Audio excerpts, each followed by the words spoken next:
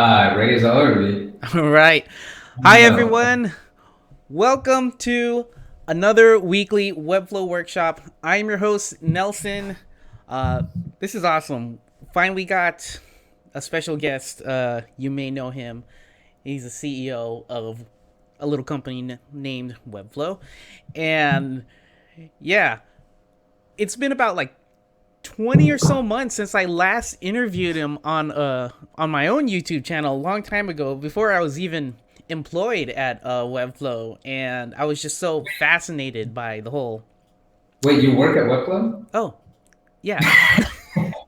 I thought, oh, okay. I don't know where I work anymore. Anyway, but I was very interested in the whole how it all grew and like how it came about. And so I was lucky enough to get an interview with him on my old YouTube channel. And fast forward 2.5 years later, the guy hired me, and I'm like, holy crap, changed my life. But before we start asking him some questions, I have some questions here ready to go for Vlad, but I want you guys in the live chat room to ask your questions as well. Before we get into that, I want to say thank you to everyone who's already in the live chat room. You guys have already been in chat room since like an hour ago. Wow, you guys are a great community. Thank you for joining us. I see some regulars like Jorn, Steven, Naweed, Defink. You guys are awesome. Robert's here too. Thank you guys for coming back. Keep coming back. I love the enthusiasm. Thank you so much. Okay, with all that said, yes, this guy right here. Right there, Vlad. This is the guy who helped start this all, and let's just. Yeah. Uh oh, your internets are going down. Uh oh, he has slow internets, guys. Oh, we had some technical difficulties before we were testing, and yeah, your internet speed is getting slow, Vlad. Not sure what's going on.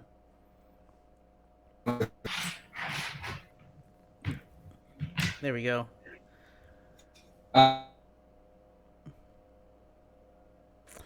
Uh, Technical difficulties. So we'll just wait for him to fix his hey, internet. No, can't hear you. All right.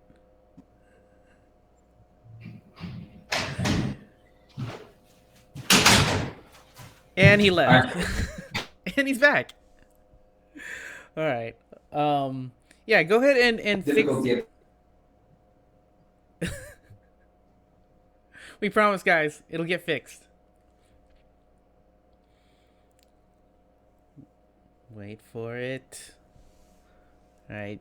Chat room, you guys can still see me, right? Everything's going good? Let me know. McGuire, Hey, can you see me now?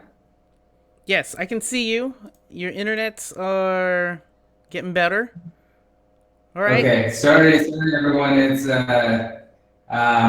know it's 2016, but and we're in Silicon Valley, but our internet is all over the place. Maybe somebody should start a startup around solving this problem. I think All there right. was a startup called AOL. I think they fixed that. I'm just Okay. kidding. Yeah. And they're being famous now. So Vlad, Am I good now? you're good. Okay, all right. Sorry, everyone. Super excited to be here.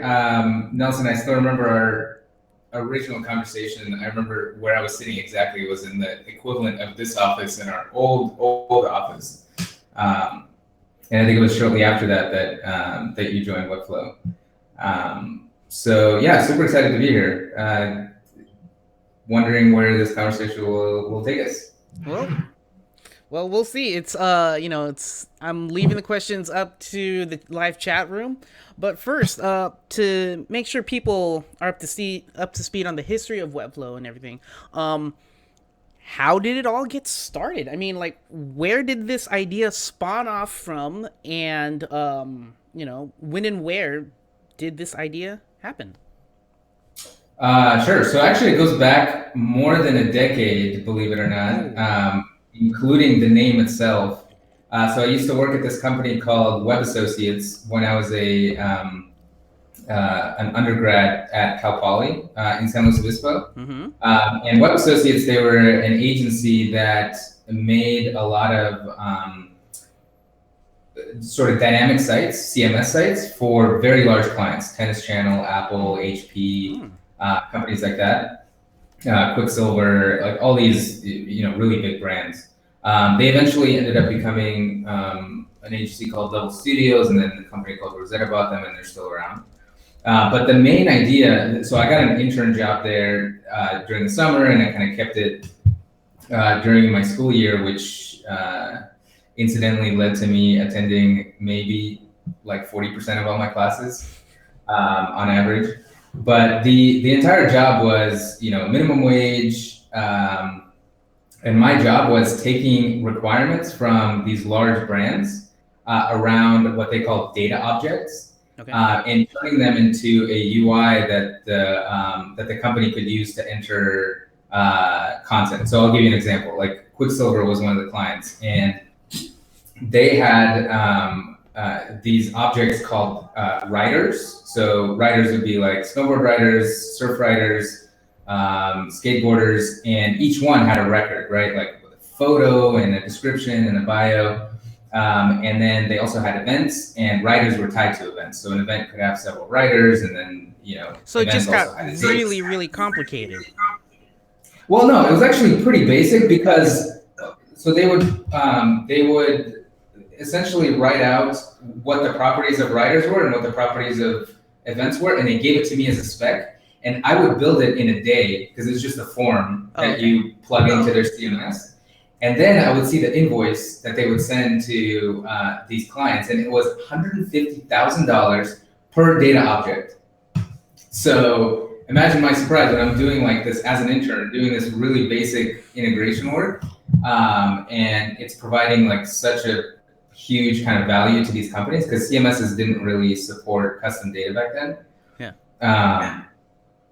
And that's when the idea first struck me. I was like, why isn't this automated? Why is somebody paying hundreds of thousands of dollars for this functionality when an intern like me just getting into programming is able to do it in less than a day? So that was the original genesis of it. And I actually wrote my senior project on this topic of building building websites around dynamic content. And that ended up becoming my senior thesis. And I actually gave it the name Webflow at the time, just because I liked the name. I thought, like it would be like a really... What about the name that interests you? Because you told me that you paid a lot for that domain name. Actually, relatively, I paid almost nothing. It was like maybe $3,000, which was like I maxed out on my credit cards. But for a domain of that caliber, after the fact, we've gotten offers for many, many, many multiples of that number. But it just happened that there was a big company called Webflow in the late 90s that went through the .com bust. Eric Schmidt, who is now like chairman of Google, was one of the main officers there. And for some reason, like this company just went bust and actually had the same investor as our first investor, Tim Draper. Huh. So there's some connections there. But for some reason, like this domain went into bankruptcy and like people had lost track of it. And when I happened to be looking, it happened to be on sale. And I went through like this multi-year kind of haggling process and got it. But it was, I think I was just lucky to get that name because in any other, like if there was another company that wanted the name Webflow at the time, which there were a couple, but I guess they overlooked the fact that the domain was available. Things would have turned out to be very different. We would have been called Marked Up, which was our original, like, seriously. Yeah, so that was the original name that you're trying to go for. No, that was the name that we almost went with when we were told that we couldn't use the name Webflow because of trademark issues. Oh. It would be lame. Yeah, Marked Up doesn't flow off the flow. It doesn't flow off the tongue as easily as Webflow. Marked Up. Right. Try to say that 3 times fast. No. But yeah, the original idea was that, like, me working on these really expensive content management systems, and thinking, hey, every creative person should be able to do this from scratch. And then, after I finished that senior project, I got married, I had kids, and like just different life events came by, so never really had the time to pursue that idea until 2008, when a couple of my buddies from Intuit, where I was working, wanted to start Webflow like for real. This was around the time that Weebly had just started. This was like an IE5, IE6 times. Those So we actually incorporated, formed a company. We all still had day jobs, but then that's when the trademark. We had already got the domain, but some company said that we couldn't use that trademark for anything having to do with software. So we all got discouraged, like put the plan on hold and went back to our lives. And that was actually a blessing because if we had started then, like it would have been a completely different product. It would have been, more like Weebly, more like Squarespace based on PHP and, more around kind of a consumer product and not for creatives. So it wasn't until many, many years later, like during this entire time, while my kids were growing up, my brother Sergey and I would do like these side gigs to build WordPress sites, Joomla sites, design sites kind of on the side to make some extra money. And it wasn't until 2012 that we were just hanging out at our parents' house during the summer that it just kind of started to make sense to start building something specifically for Sergey, who's not a coder. And we thought, let's resurrect this old idea. And right now seems to be the time to attack it because Chrome was becoming a thing, Firefox was stable, IE was mostly going away. So the environment was just right to start working on it. So he was. So your brother Sergey was the guinea pig. It's let's build something for Sergey and see if it works. Absolutely. Sergey had just graduated from UCSD, where he had like this weird. I don't even remember what the major was. It was like interdisciplinary technology and arts. Some really kind of convoluted major where you played around with like data visualization and didn't really get into much coding or technology. And after school, he ended up taking this creative director job, which just means the only guy making logos and posters at a skate shop that ended up kind of rolling out a pretty big website, Mirror Surf and Skate, if anyone has ever heard of it. And he had become so creative, but he was kind of in all the using just creative tools, never really diving into the implementation phase. And during that same time, responsive web design became a thing where it became even harder to implement designs across different resolutions. So it was around this time where it was becoming more difficult for me as a programmer to implement these things, and it was becoming more tedious for Sergey to give me, like 4 different variations of every design, to the point where we were kind of like, is it really worth it to kind of run this as a side business? I mean, on the agency side. So, was there ever a moment when it's been, you said, a 10-year ride so far or more? Has there ever been a moment when you thought, okay, this idea is not going to fly? What am I doing? And then how did you push yourself through that doubt? Yeah, those. So I don't know if I've ever told this story, but so here's kind of the rough timeline of how things happened when we started Webflow. Okay. I think it was April 2012 where my wife and I decided, okay, we're going to move from Sacramento to the Silicon Valley because that's where, if we're going to get funding or anything to start a company, that's where we're going to do it. So moved to Silicon Valley in April. I was still working for Intuit, which was right next door in Mountain View. Before I had been working for them remotely from Folsom. Then in that summer, I had been working on, just some prototypes totally by myself. I didn't know that Sergey was going to be the one working on it with me. It was that summer that I convinced him, we're just talking about it, and he seemed very, very interested. And it just kind of clicked that, hey, this is the perfect person to be building it with because we had the perfect complement of skills. And in that September, I quit my job. Oh, actually, no, I wasn't convinced that I was going to start Webflow for sure. Like I thought I was going to do the halftime thing, like keep doing into it because, I had kids, they had school and Yeah, you need a good with all those foundation. expenses. Yeah. So I was actually thinking that I was going to give myself a year to like save up enough money and all this stuff. And then I saw this video by Brett Victor called Inventing on Principle. We can probably link it in the show notes later, but you can Google it. And then that same night, it was such a like life-changing video for me. It outlined, what drives him to create things, and the principles behind those creations. And then I saw this paper on his website called Magic Ink, which just boiled down like years and years, if not decades of thinking that I've been thinking around like design tooling in my head at that point. And that night, after reading that paper, it's pretty long. I think it took me like 2 hours to read all the way through.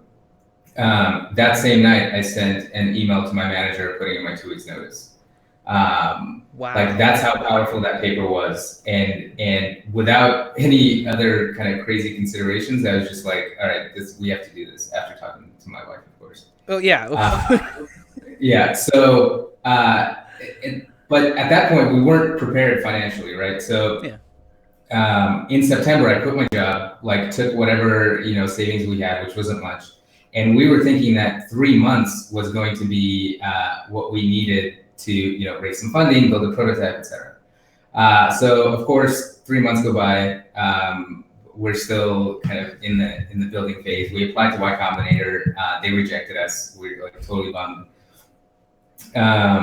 because we hadn't built anything yet. We didn't have any users. And then at this point, like 4 months in, we're running out of cash, and this is like Christmas time, end of 2012. It's really coming down to the wire. Like Sergey's living in our little office on the floor. Like we got him an IKEA mattress. So it's like really getting down to where we're all running out of money. I'm thinking of selling one of our cars, borrowing money from credit cards. And then my daughter has surgery. My daughter has ended up being like a genetic kind of hernia thing that cost like $10,000 to diagnose, which of course we don't have any money. And then, so after that, it rolls over to the next year, so January 1, and your whole deductible rolls over. And we had like catastrophic health insurance. So it's a $10,000 deductible, and now surgery is like $70K or whatever. So that's another $10,000. So at this point, both Sergey and I are just like, all right, this is, we barely have an idea. We barely have something working. We had like this rough idea of a prototype that we've been building like day and night. And at that point, we're like, okay, maybe you can go back to San Diego. I'm going to move back to Sacramento where cost of living is cheaper. We're going to try to like crawl out of this hole somehow, try to get my job at Intuit back. And at this point, we were like, okay, we have all this, Y Combinator had rejected us. We had no proof points that this thing was going to work. Oh my. And this was around like February 2012. Yeah. So we got together and we made this list. Like, here's the next 4 weeks. We're going to give ourselves 4 weeks. And we had it broken down by week, by person, like all the things that had to go right in order to release something to show what we've been working on. Wow. And then, we were working out of this place called the Hacker Dojo in Mountain View, which thankfully like didn't cost anything. It was like kind of this ghetto, really all donated 20-year-old couches, mishmash of different like desks and tables and chairs. And anyway, it was really kind of bare bones. And then at the end of those 4 weeks, we put together what ended up being the CSS Playground, which we launched on Hacker News, and that just exploded. Like, and at that point, we had known that when we put that up on Hacker News that it was do or die. Like, either this thing was going to get some traction and we're going to eventually get some funding, or we're going to go back to our previous lives and work on this thing sort of on the side. And thankfully, it was just a crazy response. We had, it was one of the most upvoted projects, kind of show and tell projects on Hacker News up to that point. Just crazy, like reporters calling us, a lot of people responding really, really well. And after that, everything just started coming into place. Like a couple months from then, Y Combinator accepted us. We started making a little bit of, kind of minimum wage, so we knew that, at least there's some money coming in. So at that point, I think it was really easy to give up, and it was important to give ourselves like the stake in the ground. Like, this is what we're going for, and we had to like really cut down the scope of what we wanted to build, because before we decided on this playground idea, the entire the plan for Webflow was to be like what the Webflow CMS ended up being. And if you look back, hindsight is 2020. It took us another 2 years to build the CMS. Yeah. So it was really important. Like, I think maybe part of that pressure of having to just put out something or quit because we just were at the end of our means. Yeah. We just came up with something that was the bare minimum, but showed enough of the promise that we were eventually able to, turn into a product and launch later that August. So yeah, that's wow. that's kind of. I did not know that part, that it was coming down to the end of the year, end of the wire, all these things, and it was 4 weeks, do or die. Congratulations. And get this. Right before that, we spent about a month. This was back in like November, as we were getting rejected from Y Combinator. We spent a month and something like $5,000 of savings. Like, so that's how money disappeared so fast. Making a Kickstarter video for Webflow. Yeah. And then when we tried to upload it, they told us, "Hey, we don't support hosted services. Go away." But the video was full of like, "Hey Kickstarter, hey Kickstarter, hey." So we couldn't just like redo it and reshoot it because it would cost, a similar amount. So that was just a sunk cost, and that was another factor in like just being super discouraged because it was like a month of work and totally being surprised. So one lesson from that: read the terms of service before you sign up for something. Yeah. Oh man. Crazy story. Did not know that. Oh, congratulations on taking that jump. And man, what a leap of faith, man. Wow, that's crazy story. So I'm opening it up to the live chat room now. We've got the backstory in Webflow and Vlad and how it all came about. Thank you so much for that. Let's go into the chat room. Let's take this one from Dennis. Have you guys thought of incorporating SVG filters? Yes. Yes, we have. So when it recently released SVG, we released CSS, native CSS filters, and sort of the URL capability of that feature, or that browser feature is really powerful because you can create crazy features based on SVG that are pretty much cross-browser compatible. That's like a phase 2 for us. We don't have like a timeline for it, but it's definitely on the roadmap. Okay, a lot of people are asking questions about future stuff. Would you care to get into that one, or because like there's a lot of stuff that like in my head I'm like, how is the Webflow team going to take the whole internet, the past, present, and future internet of web design, and put it into one tool? And so So it's kind of hard to talk about very specific features and timelines because I'll give you an example, right? We told people that the CMS was going to launch in September of 2014. No, oh, okay. September of 2015, and then August 2014. Yeah. And then so it's really, really tough. But one thing I'll tell you is that our goal is to create an all-in-one web design platform, the same way that print designers can benefit from having something like InDesign, where almost all of their work is done in one tool. Same thing with 3D animators and video editors. Like, there's just all this power at their fingertips, and there's a direct connection to the medium that they're creating for. And our goal is to create that for web design, and eventually for all kinds of UI design. So, all the things that you would kind of think about, mobile first, e-commerce, those kinds of things that you would typically think are part of creating a professional website, are things that eventually we'll have as part of our platform. It's a pretty tough balance to decide what to work on next and what's most important. But one thing that we know for sure is that we always look at the potential future of Webflow as the top priority, instead of just like short-term features. So I'll give you an example around that.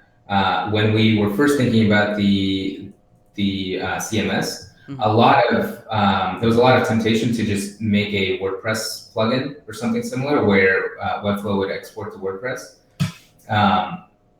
And a lot of the users that we talked to, a lot of our customers wanted exactly that, and that would have been somewhat easier, and maybe it would have taken us several months less. But when we released we wanted to do the CMS the right way, so it took longer, and I'm glad we did it that way, because we introduced almost a new paradigm in how you work with, how you separate content and design, and how you combine the two in a really kind of fluid way. And I know we have a lot of work to do to improve that, but the point still stands. And we want to do the same thing with A/B testing and e-commerce to make sure that we do it the right way, and that takes time. Yeah, quality over quantity, and that's when I first started using Webflow back in August 2013.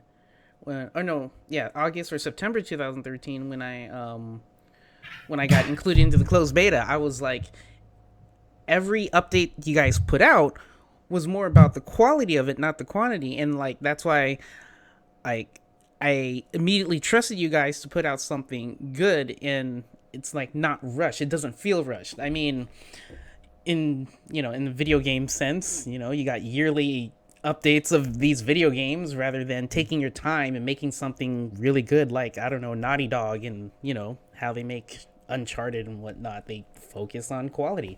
Other questions? Paul. Believe me, we are rushing. We're working as fast as we can to get the stuff out to you guys. But with quality in mind. Right. So Paul's asking, how large or small is the Webflow team? The Webflow team is 23 people total right now. That's worldwide. So we have quite a few people all over the world: Moscow, Helsinki, Barcelona, Denver, San Diego, Las Vegas, etc.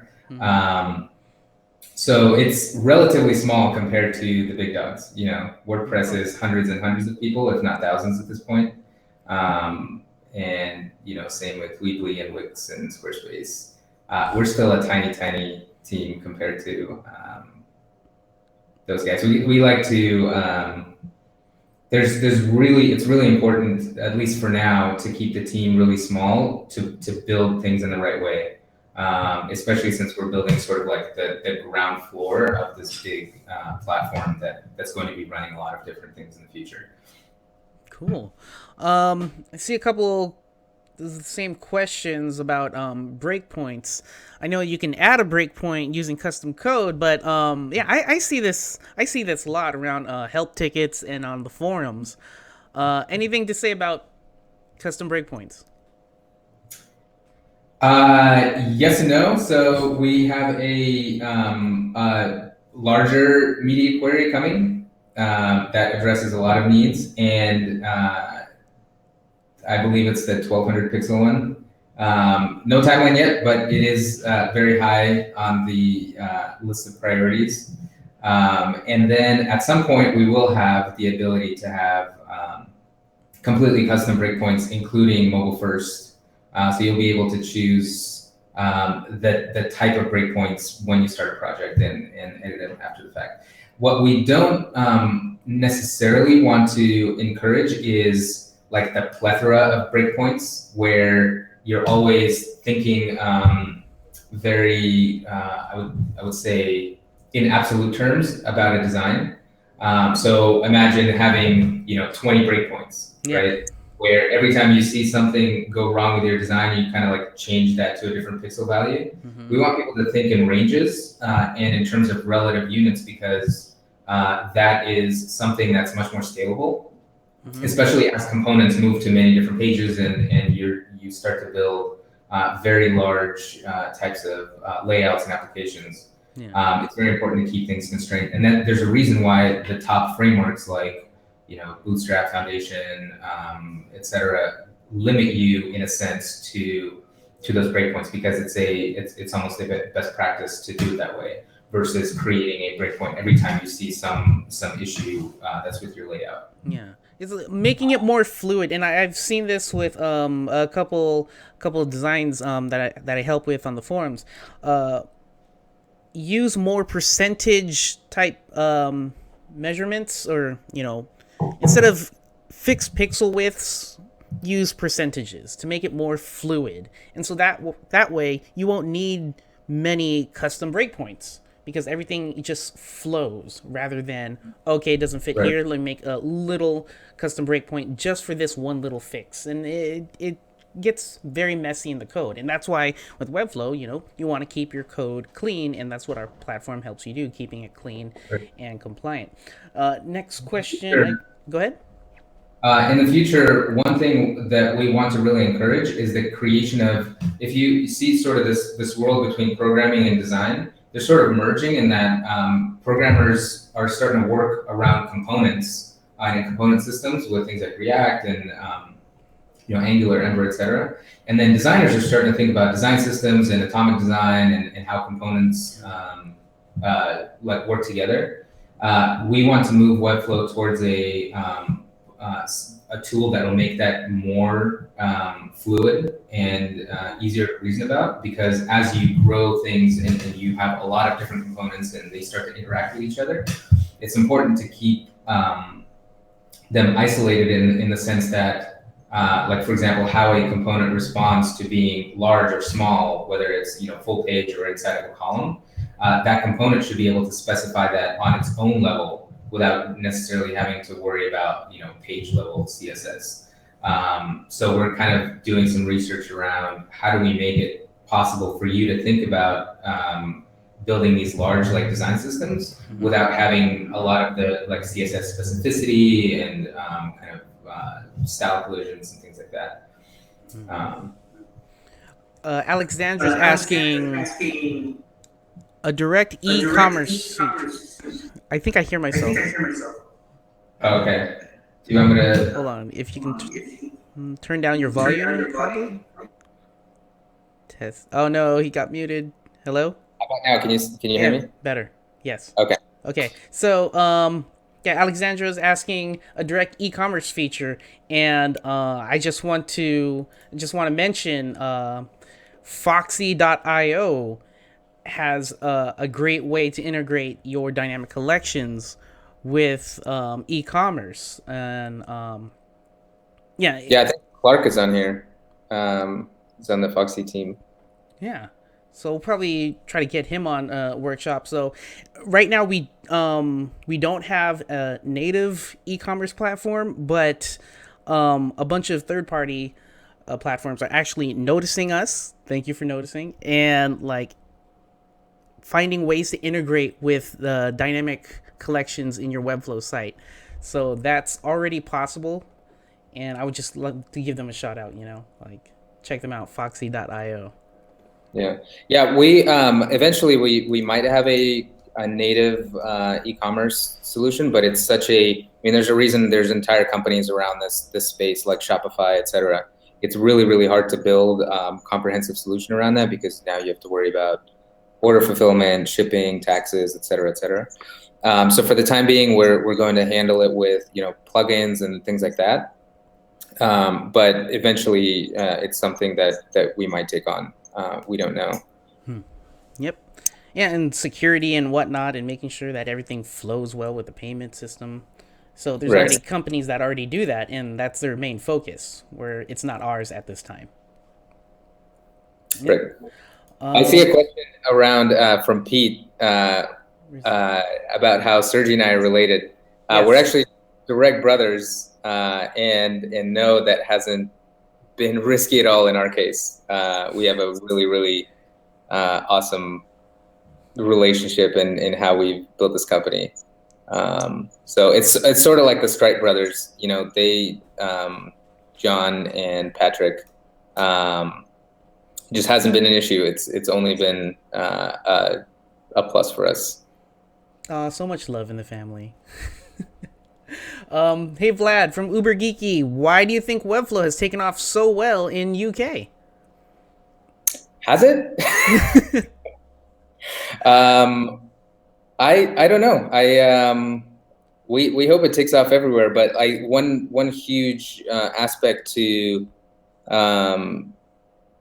growth in like English speaking countries, United States, Canada, Great Britain, is just that all of our help, all of our tutorials, all of our content is available in that language, so it makes it easier to pick up in those countries.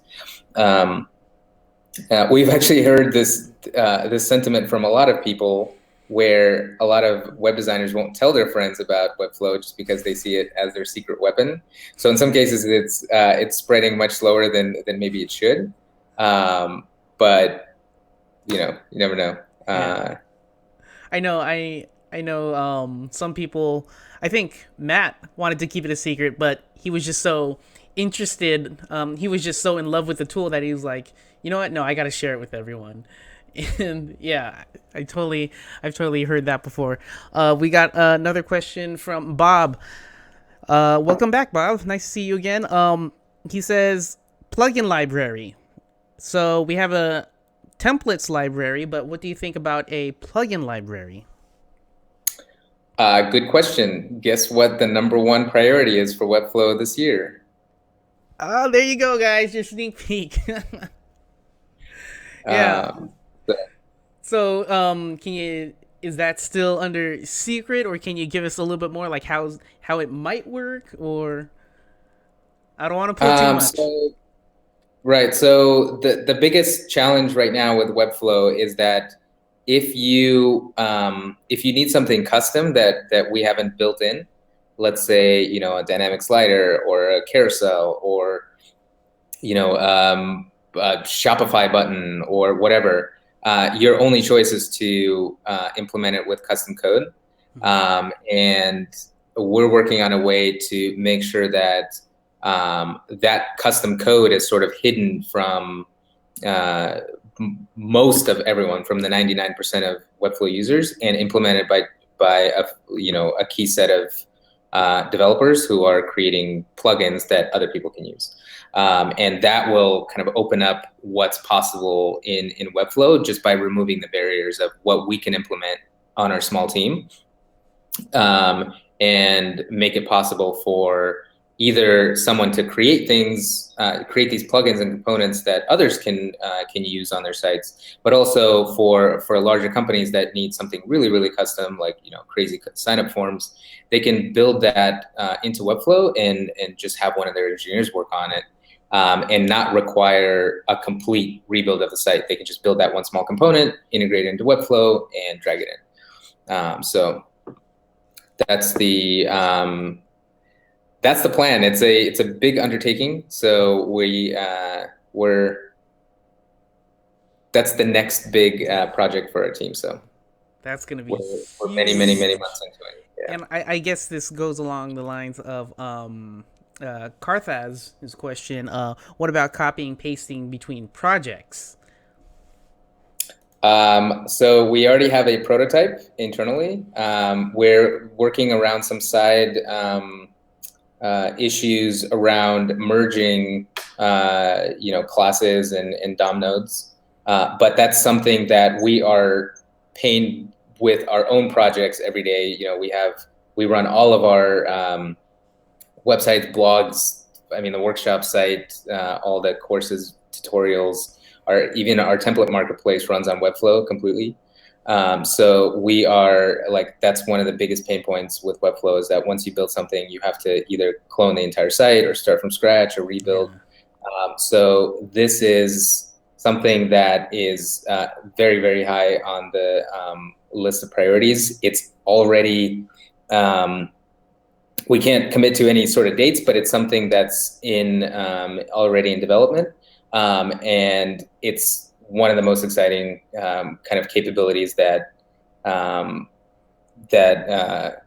we know will be helpful to a lot of different people and a lot of different workflows, because right now it's just a pain. Oh yeah, yeah. Most one of the things that I see for this that could help a lot of agencies is you start from one template, right? And that template could be your style guide. You know, if you want your UI style guide, and when it comes time to create a new site, instead of having to duplicate that UI style guide and remove what you don't need and keep what you do need, you can just copy and paste from that one website into another. And so that's, to me, that's going to be huge for a lot of people.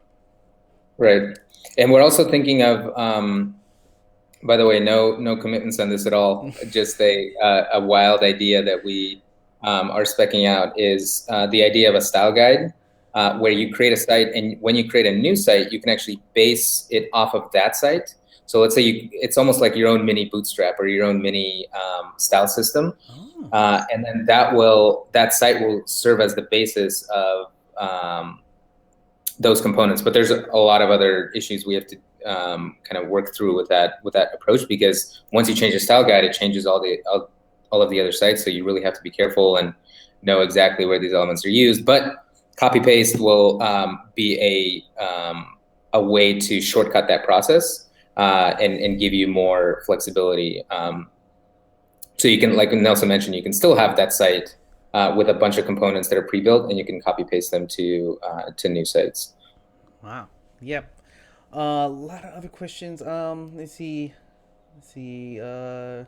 Question from Christopher. Let me see. Have you ever considered allowing your users to add a price tag to the clone button, taking a cut of the profits? Similar to uploading a paid template, but less formal. Right. No, we haven't thought about that yet. We'll have to consider it. I think the plugin ecosystem might eventually have some sort of, might behave like the template marketplace, where there might be a bunch of free components and some paid ones. I'm not sure about cloning sites, because it's hard to maintain the quality, because Webflow is sort of on the hook to support people once they clone a site, especially if there's a payment made. So it's kind of a tough position to be in, where there's sort of this informal charge. Maybe, I mean, that's something that you can do privately. Maybe, make it available for a little bit and then have some sort of like side payment, but that's not something that we've actively been looking at. Yeah. Let's see here. Anything I else? do have some questions about like file management. Oh yeah. That's another asset management. That's another huge pain point that we have to deal with our like huge number of sites. That's definitely something that we're looking at improving. And people are asking about APIs. Of course, we can't give any ETAs. As Vlad mentioned earlier, don't want to give ETAs to make sure that we produce quality. But anything you can talk about on the API side? Can you be more, Sydney? Can you be more specific about the type of API you're looking for? Is it more for the CMS data, or for the UI components? Just kind of curious. So anything else? But if it's for the CMS data, it's something that we're like, okay, so CMS API is not in the works. So take that. That was a double negative. If, Okay. So we know that's an important aspect of keeping, storing your content with Webflow. We want to make it accessible in many different contexts. So if you want to pull that content on like a mobile app or enter data into the CMS via some API, there's a lot of like edge cases around that, around data validation, making sure that things that have specific validations don't mess up the import and kind of create a data structure mismatch. But it's a big priority for us. Okay. All right. Let's see here. Nate is asking, are you planning to have to have available templates sold outside of the Webflow marketplace? And I think we've already done that on Creative Market actually. Yeah, it's something we're experimenting with. The best experience is always, buying templates on Webflow, just because everything is integrated. Because Webflow is so visual, it's really hard to kind of work across with the assumption that templates will be hand edited, the HTML and CSS. Mm-hmm. So we are still concentrating on our own marketplace, but we're experimenting with finding other marketplaces like ThemeForest and Creative Market to get more people to benefit from the great responsive templates that are being created on Webflow. Pete's saying, I've been attending numerous tech meetups here in Chicago, and I'm starting to feel like a Webflow ambassador. Awareness seems much lower than I anticipated. Are there any ambassador programs? I feel the same way, Pete. I'm like, Webflow, have you heard of it? No? Oh, let me tell you. And yeah, I just can't stop talking about it. So, any way we can get more people to, become an ambassador? Any thoughts on this? Yeah, it's something that's come up a lot of times, and we've always been, too small as a company to devote any, significant financial and time resources to it. But I think the time is coming where we have to take it a lot more seriously. It's something where, we've had people crop up in Poland, France, Netherlands, Russia, Brazil, Argentina, like people really excited about Webflow. And yet we don't yet have, official resources to help folks out with spreading the word. So that's something that we're considering right now, especially with providing incentives to do that. But we are kind of at the beginning stage of experimenting with that idea. Should we just like plaster every city with Webflow stickers like Shepherd Ferry and Obey? Maybe that'll get the word out. No. I don't know. But 2012 or something. well, if you have any ideas about ambassador program, let us know in the forums, because we would love to get the word out about Webflow even more, because of how wonderful it is and how it's really changing designers and developers' lives. Let's go to another question. Just some love from Marius. Hey Vlad, just want to say thank you from Germany. We'll definitely spread the word in our country. All right. Thank you. Would love to host a Webflow meetup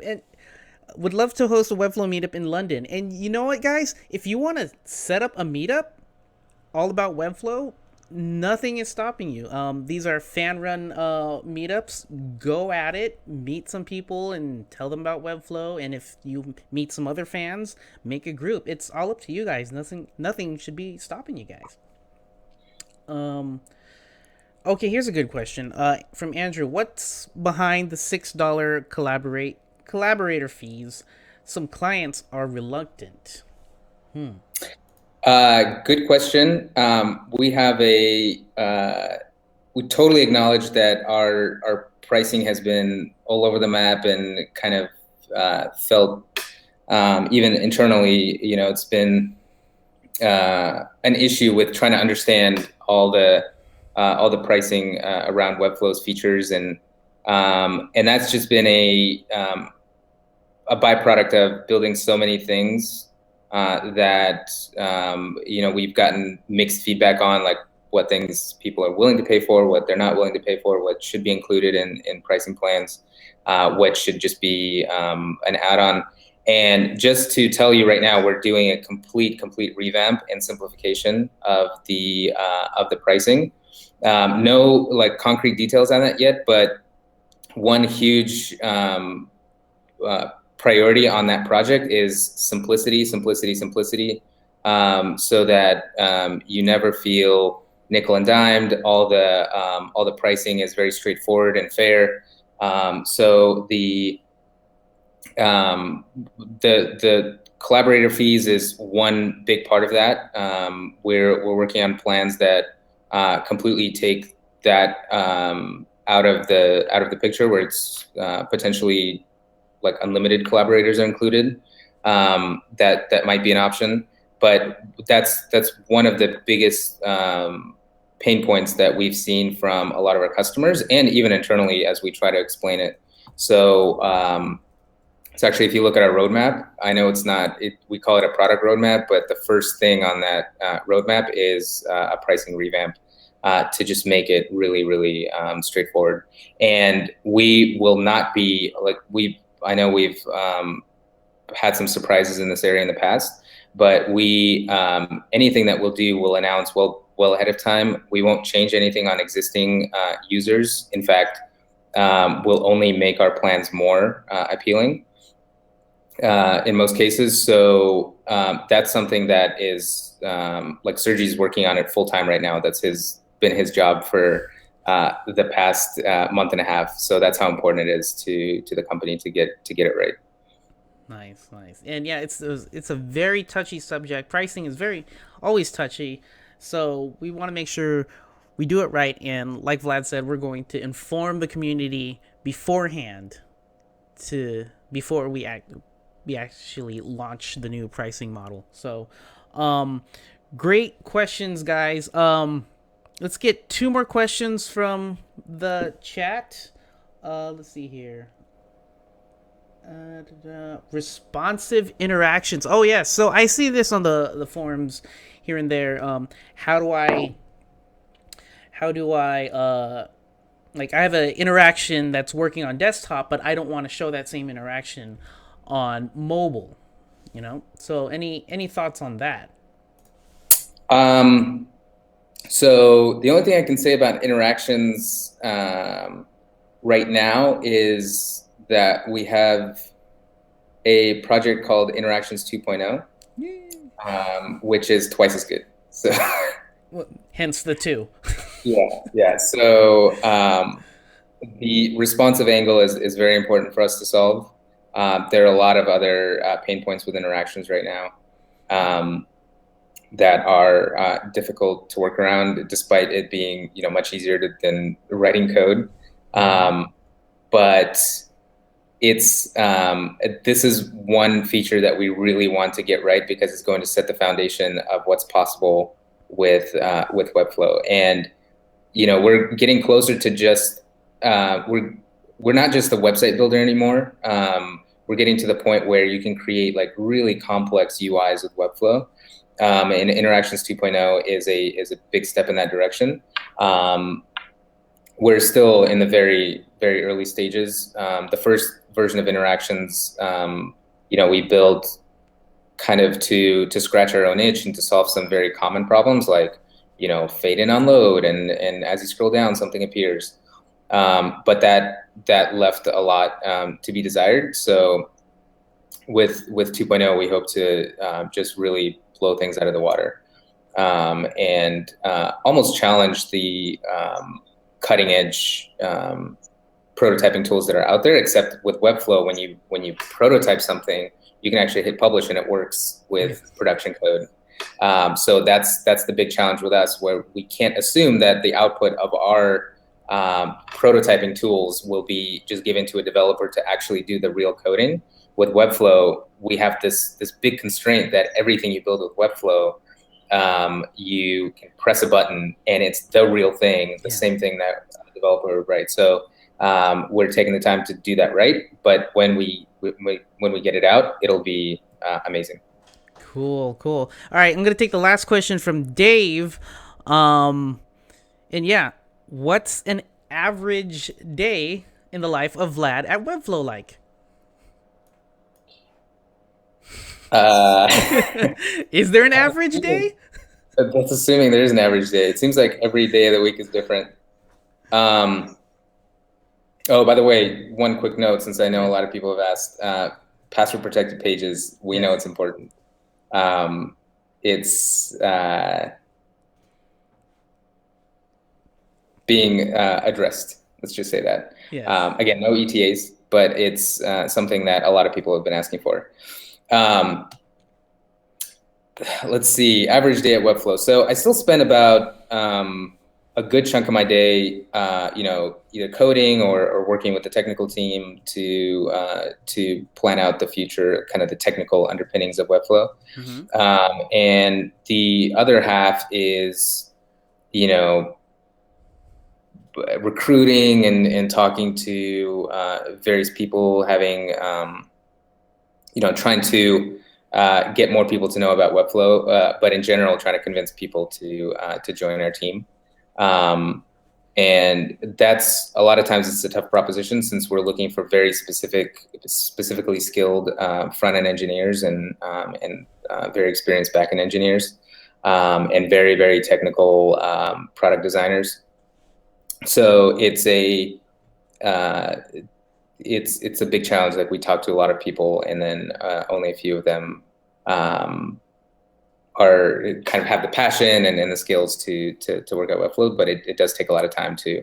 But I enjoy all those conversations. That's probably my favorite part of the day, because you get to sort of dream about the future and hear other people's ideas and shape a rough idea of the future of Webflow, and doing that every day. And then there's a big component to just talking to a lot of agencies, freelancers, who are using Webflow daily, and in some cases really frustrated by all of our quirks and shortcomings. And you can see that right now in this thread with all the things that you wish we had.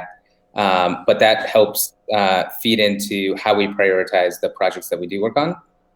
And that's the majority of my job right now, trying to take a huge amount of like incoming information and trying to sift it into what are the few things that are super important, because we only have a few people working on this thing. So well, great. And then I go home and have dinner with my wife and kids, and then play with them outside, and then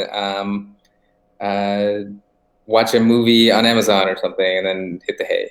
And then do it all over again. Rinse and repeat at 5:30 in the morning. So. Oh man, thank you so much for doing that. For how long? Over 3 years. I mean, it's been launched over 3 years ago, and so yes, thank you so much for helping change a lot of people's lives. One last question for myself.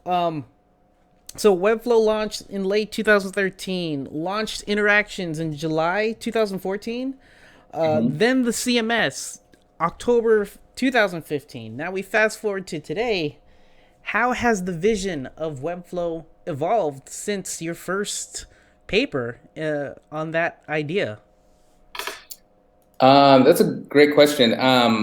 So maybe to give you a hint at the answer, I am way more excited about the future of Webflow today because of all the diverse possibilities than I was, let's say, 2 years ago. Because over those 3 years, we've gone, initially it was just a website building tool where I'm going to build landing pages with some dynamic content. And now we're exploring really complicated ideas where you're able to create entire user-driven systems like an Airbnb.com, right? Design it from scratch and have a user-based system, design all the UIs around user-specific views. I mean, that's like far out future stuff, but and then being able to take the concepts of that Webflow presents around building components and building UIs in very responsive widths, and applying that to something like React Native, where you can push these sorts of UIs to mobile apps if you want to, and have them be super fast. So the vision has only expanded to where as we see kind of the building blocks that we're building with separating content and design and behavior, like other doors keep opening where we can see more and more capability, where you can take a simple site and make it dynamic, then add users to that, then add make that a full-blown application with logic, and eventually have a mobile app that's based on the same data. And like all these things are really exciting to think about. Yeah. But we're still like squarely focusing on the web design industry right now, because there's just really nothing comprehensive like InDesign that's available for this industry. You still have to clobber together all these different solutions, use like a screen design tool, and then write code and sort of clobber them together, and then try to figure out what plugins you can find.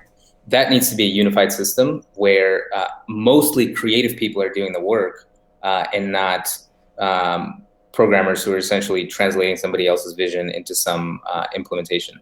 So we imagine web design going from 10% design and 90% coding to 95% design and 5% coding, and that 5% being done by experts who are creating components and plugins and like underlying the plumbing, and then creative designers and architects and business users are sort of like weaving all these components together to make some solution. And I think that's really powerful, because that's the essence of programming. It's just that programming today just has all this boilerplate, all these things you have to learn to make a computer do things you want to solve a problem that you have. And I believe with Webflow, it's completely possible to build a platform or a system that is visual first. And declarative, in the sense that you specify how something looks and it behaves and how it transitions from like various states, and then the underlying is almost like zeros and ones. You don't even have to worry about how that's implemented; it just works. But it's all still implemented the right way. Like, we're all engineers here at Webflow. We know how websites and apps should be built. So if you ever have to dive into the details, you'll see that Webflow, like the sites that are built with Webflow, and eventually sort of like the database and applications built with Webflow, are the real thing, right? Yeah. So that still remains the vision, where we want to focus on helping people solve problems and taking down that technical barrier that currently limits this power to like this tiny percentage of the world. I think the statistic is 0.25% of the world knows how to code, and make it available to tens, if not hundreds more times people. Yeah. Like, if you look at the movie industry 100 years ago, it was very exclusive. You had to have a lot of expensive equipment. And now you look at YouTube, there's like hundreds of hours of video created for every person for every minute or something. It's insane, because like that power has been democratized. So that's still the vision, to democratize the web, make it possible to build really powerful things, and bring the power of programming to non-programmers, or even programmers. It'll just be an easier way for programmers to build applications and UIs. So yes. Awesome. I hear myself again. Can I don't know what's going on with your mic. Hold on one second. Let me see if I can. But while you're doing that, just want to say, well, Vlad, thank you so much for taking this hour out of your time to talk with us and talk with the community. Really good insights into the history and to the future of Webflow. And let me just go through my sign-offs right now. To everyone in the chat room, thank you so much. A lot of people in the chat room, a lot of great questions. Thank you so much for being here and taking some time out of your day to hang out with us. If you have any account, billing, or technical issues, just hit me or the rest of the customer support team up at support@webflow.com. If you have any design questions, join the community at forum.webflow.com. If you want to follow us on Twitter, it's at Webflow app, or on Facebook, facebook.com/Webflow. If you want to follow me on Twitter, it's at The Pixel Geek, or Vlad at Call Me Vlad. And anything else I missed? I think that's about it. Oh, and our help documentation or help center. Lots of stuff to learn from there, and it's free. help.webflow.com. We update it every week to show you guys the new stuff and help you with anything we can on our help documentation. And lastly, if you don't know it by now, these weekly workshops happen every Tuesday at 10 a.m. Pacific time. I hope to see you guys in the live chat room again. And everyone in the chat room, more love for Vlad, more round of applause. Thank you so much for taking your time out of your busy schedule to hang out with the community. Oh, you're muted. No. We started with technical difficulties and we'll end with technical difficulties. Look at that, a whole 360. I'll just speak for Vlad then. Thank you, guys. Just mouth words and I'll try to... Thank you, guys. Whoa. All right, guys. Thank you so much. And yeah, we'll see you next week.